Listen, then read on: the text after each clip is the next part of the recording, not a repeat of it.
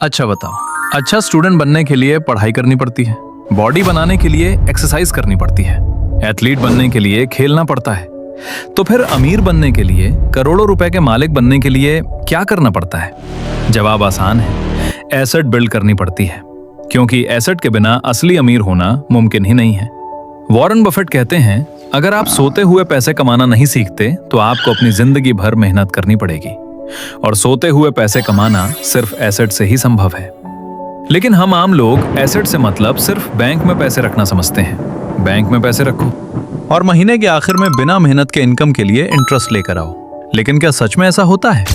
हाल ही में अमेरिका के राष्ट्रपति चुनाव के बाद वहां काफी कुछ बदल गया है। उस समय रॉबर्ट कियोसाकी ने यह बात कही थी, बैंकिंग क्रैश शुरू हो चुका है। इसके बाद अमेरिका में कुछ ही समय में 2 बैंक लगातार फेल हो गए, पहले फिलाडेल्फिया में, फिर ओक्लाहोमा में। और इसका नुकसान किसका हुआ?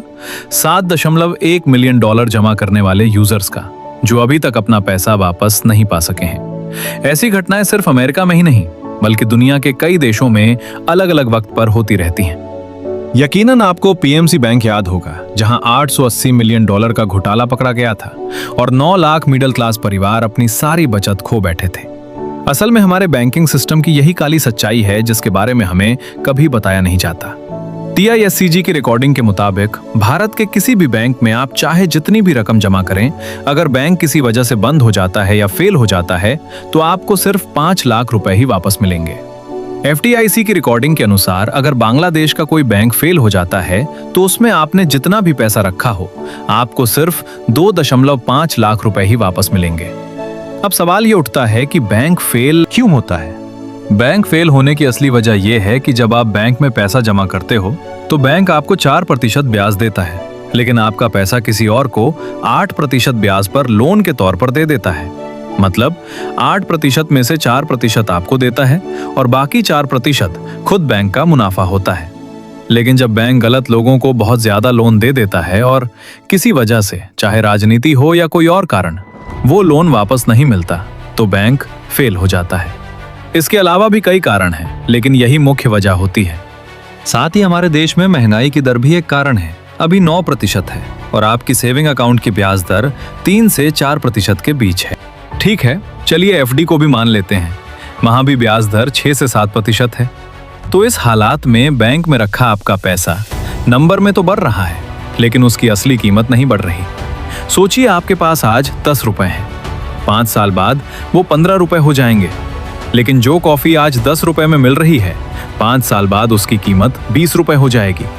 तो आपका पैसा 10 से बढ़कर 15 तो हो गया, लेकिन अब आप उससे वो कॉफी नहीं खरीद पाएंगे, क्योंकि आपके पैसे की असली कीमत कम हो गई है। इसलिए बैंक में रखना, आपका पैसा चाहे जितना भी बढ़ जाए, वो कभी मार्केट की महंगाई दर को पछाड़ नहीं पाएगा। मतलब कुल मिलाकर आपका भविष्य अंधेरा ही रहेगा। तो ऐसी स्थिति में क्या किया जा सकता है? आज इस वीडियो में हम बात करेंगे ऐसे 5 एसेट्स के बारे में, जिनमें निवेश करने पर आपको बैंक से ज्यादा सुरक्षा और ज्यादा रिटर्न मिलेगा, साथ ही महंगाई को भी मात दे पाएंगे। तो मेरे प्यारे भाइयों और बहनों, चलिए शुरू करते हैं। एसेट आइडिया नंबर 1 है the gods money. Robert Kiyosaki कहते हैं, मैं कभी भी उस चीज के पीछे नहीं भागूंगा जो इंसानों ने बनाई है, बल्कि मैं उस चीज को पाने की कोशिश करूंगा जो ईश्वर ने बनाया है, और वही है सोना और चांदी। Robert Kiyosaki. सोना और चांदी को भगवान का पैसा कहते हैं, क्योंकि सोना और चांदी ऐसी 2 चीजें हैं जिन पर ना किसी सरकार का नियंत्रण होता है और ना ही किसी मार्केट का। रॉबर्ट का मानना है कि हमारे जीवन के मुश्किल वक्त में ये भगवान के पैसे सबसे कीमती इंश्योरेंस पॉलिसी साबित होंगे, क्योंकि कागजी मुद्रा जैसे डॉलर, यूरो, रुपया, पैसा, एक्सेस पेंटिंग, मार्केट की महंगाई और राजनीति जैसी कई वजहों से हमेशा अपनी वैल्यू खोती रहती है। और आजकल तो पैसे की कीमत इस तरह गिरती जा रही है जैसे दुनिया की सबसे कमजोर करेंसी यही है।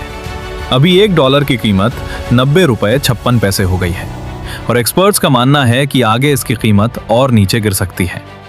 लेकिन वहां सोना और चांदी खराब से भी खराब मार्केट कंडीशन में भी अच्छा खासा रिटर्न देती है, बिल्कुल वैसे ही जैसे सूखे इलाके में सूख सहन करने वाले पौधे 56 की तरह होते हैं। उदाहरण के तौर पर 2008 के वर्ल्ड फाइनेंशियल क्राइसिस को देखो। एक तरफ दुनिया के सारे स्टॉक मार्केट धड़ाम से गिर गए थे, जबकि रुपया समेत सारी करेंसी की कीमत तेजी से बढ़ रही थी। रियल एस्टेट मार्केट भी क्रैश हो गया था। मुश्किल वक्त में भी गोल्ड ने अपनी कीमत नहीं खोई, बल्कि रॉकेट की तरह बढ़ाई। जहां सारी इन्वेस्टमेंट्स घाटे में जा रही थीं, वहां सिर्फ गोल्ड ने अपनी वैल्यू बढ़ाई और सबसे बेहतरीन इन्वेस्टमेंट माना गया। बस यहीं खत्म नहीं होता।